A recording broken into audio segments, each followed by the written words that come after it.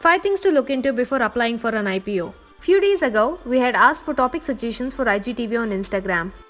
And one of the topic suggestions we received was picking good IPOs. So today's topic is all about IPO. But what is IPO? Here is one of our reels that we did a while ago on what is IPO all about. Let's get the reel rolling.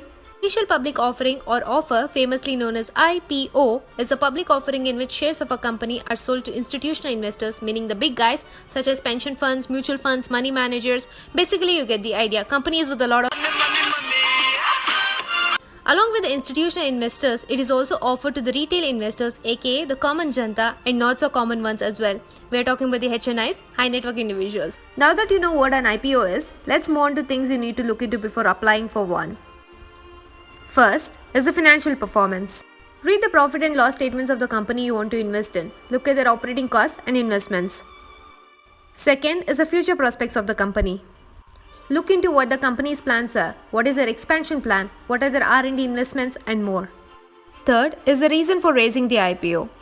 As in, look for the reasons as to why an IPO is being offered in the first place. Fourth is the legal and other issues. Look if the company has any legal issues or cases going on. Are they anticipating any such threats in the future? Fifth is the credit rating by agencies. Look into the ratings given by agencies like CRISIL. This will give you an idea as to how well the company is doing in managing their credits. The other important factor to look at while analyzing an IPO is to look at the size of the fresh issue and the offer for sale. Fresh issue is the capital used by the company for its business operations, and offer for sale is promoter or private equity investor selling a part of the stake in the company. Combining the size of fresh issue and offer for sale, we get the total size of IPO. If you are an investor, you should look at the proportions of fresh issues and offer for sale. If offer for sale is greater than fresh issue, it means that the promoters are selling their stake. This can be a red flag.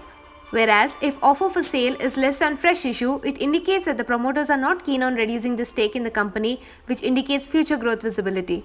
Usually, lower the offer for sale, the better it is because it indicates the promoter's faith in the business model. Also, if the private equity investor is not willing to exit through IPO, it is a very positive sign.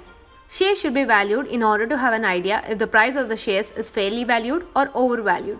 Ratios like price to earnings and price to book value should be taken into account and should be compared with its peers for the right valuation.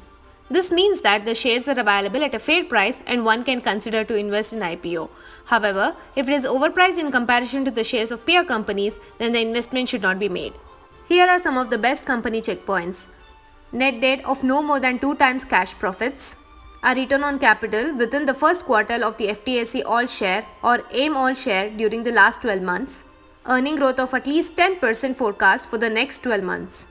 Earnings growth of at least 10% during the past 2 years.